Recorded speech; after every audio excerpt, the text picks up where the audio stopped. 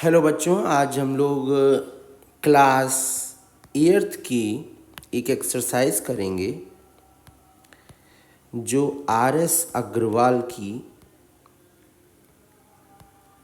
Book से exercise 7A है।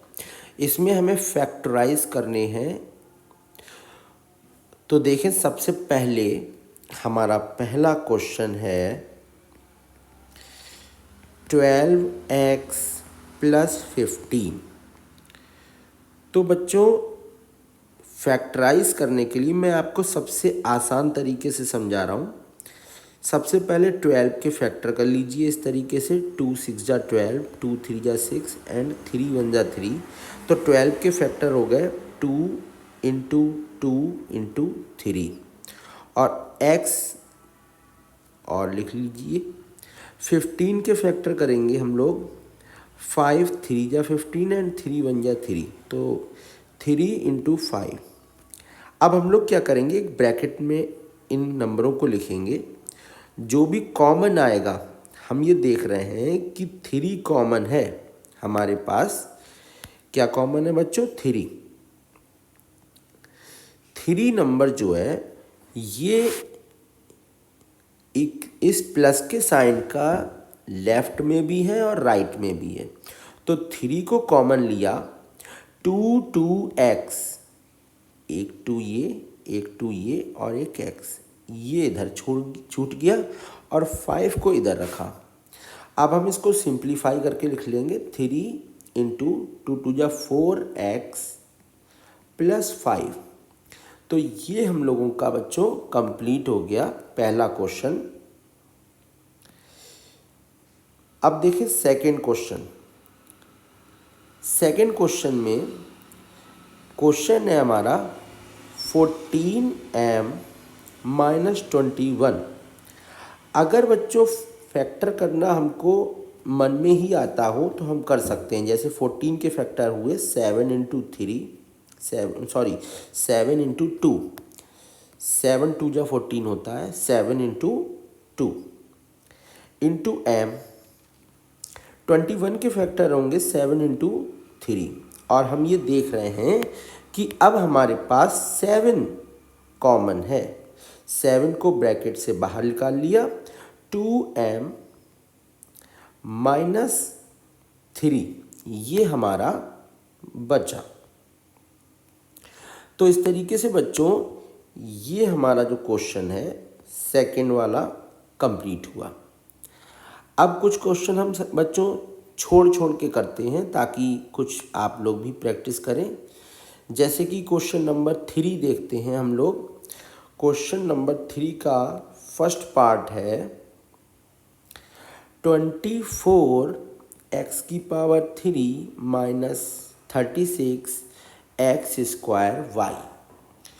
तो देखें बच्चों, सबसे पहले 24 के फैक्टर 2 इंटू 2 इंटू 2 इंटू 3, 2 2 जा 4, 4 2 जा 8, 8 3 जा 24 एंड x³ है x into x into x। 3 बार हम लोगों ने x लिख लिया।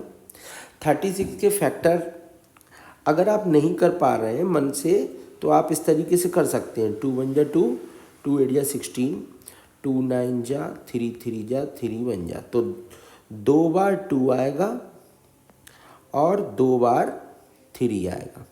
बच्चों ये डॉट नहीं है, हम लोग जानते हैं ये डॉट नहीं होता मैथ में, ये मल्टीप्लाई का साइन लगाने का तरीका होता है।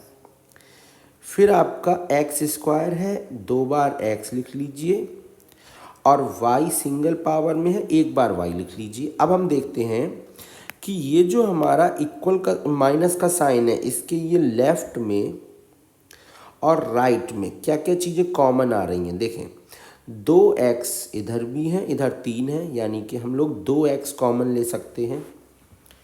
फिर इधर 2 3 हैं, एक 3 इधर है, हम केवल एक ही 3 कॉमन लेंगे। इधर हमारे पास 2 जो है 2 हैं, इधर 2 3 हैं, इधर 2 आपके 2 हैं, तो हम 2 2 कॉमन लेंगे केवल। ठीक है, तो अब कॉमन लेंगे देखिए कॉमन किस तरीके से लिखना है हमको। एक ब्रैकेट लगा लीजिए। क्या क्या कॉमन है हमारे पास, 2 × 2 × 3 और आपका x × x, ये चीज़ें कॉमन थी।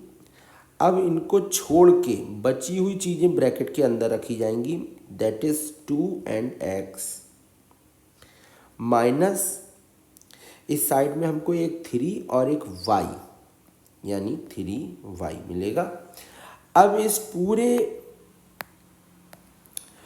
टर्म को कंबाइन कर देंगे, 2 × 2 = 4, 4 × 3 = 12, x × x² और ब्रैकेट में आ गया हमारा 2x - 3y।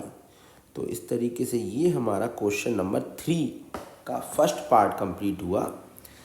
जब बच्चों हम लोगों की प्रैक्टिस हो जाती है, हम लोग और भी क्वेश्चन तेज़ी से करने लगते हैं। जैसे कि ये क्वेश्चन मैं आपको करके दिखाता हूँ। क्वेश्चन नंबर 3 है थर्ड का, 36 x³ - 60 x² y³ z।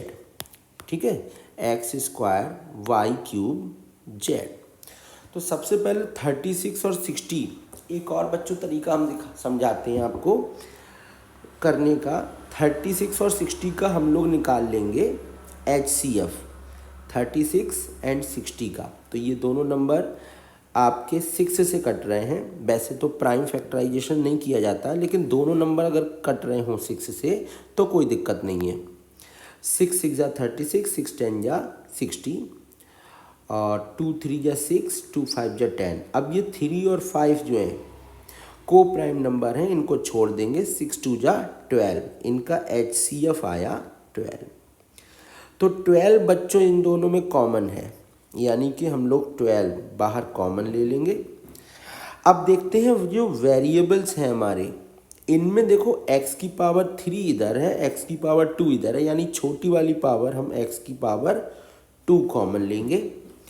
y² इधर 1 है और y² इधर 3 है, यानी छोटी वाली पावर हम y² कॉमन लेंगे। इस साइड में z नहीं है, इस साइड में z है, तो हम z कॉमन नहीं ले सकते। अब ब्रैकेट के अंदर देखते हैं क्या बचा, जो बचा होगा वही हम ब्रैकेट के अंदर लिख लेंगे। सबसे पहले 12 से 36 को डिवाइड किया हमने, 12 × 3 = 36, यानी कि 3 बचा। x² से x³ को डिवाइड करा तो x बचेगा। y से y पूरा कट गया, इसलिए उसको छोड़ देंगे। 12 से 60 को बच्चों डिवाइड करा, देखिए मैं आपके सामने करके भी दिखा रहा हूँ। 12 × 5 = 60, देन यहाँ पे हम लोग 5 लिखेंगे। x² से x² पूरा कट जाएगा, तो इसलिए x वाली टर्म नहीं लिखेंगे।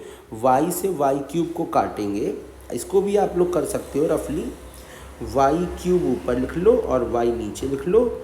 y³ 3 में से 1 कम हो जाएगी, y³ रह जाएगी 2, यानी यहाँ पर हम लोग y² लिखेंगे। और z तो हमने कॉमन लिया ही नहीं, तो इसलिए z यहाँ पर एज इट इज़ रखा जाएगा। तो ये था हमारा क्वेश्चन थर्ड का थर्ड पार्ट, जो हमने डायरेक्ट करा।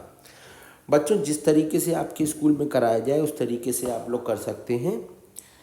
और अब हम लोग देखते हैं नेक्स्ट एक क्वेश्चन नंबर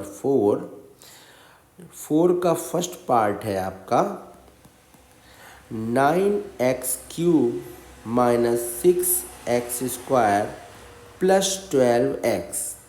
तो देखिए ये इस क्वेश्चन में हमारे पास 3 टर्म हैं, तीनों में एक साथ कॉमन लेंगे, 9, 6 और 12। पहले हम इसके फैक्टर कर लेते हैं। देखिए 9x³ ये 9 के फैक्टर 3 × 3 और x³ में x × x × x minus 6x² में 6 के फैक्टर हो गए 3 × 2 और x² में x × x, 12 के फैक्टर हो गए 3 × 2 × 2, 3 × 2 = 6, 6 × 2 = 12 और इंटू x। ठीक है, तो ये तो थे हमारे फैक्टर। अब हम लोग कॉमन लेने का काम करते हैं। सबसे पहले देखें, एक्स, एक एक एक्स सब में कॉमन आ रहा है।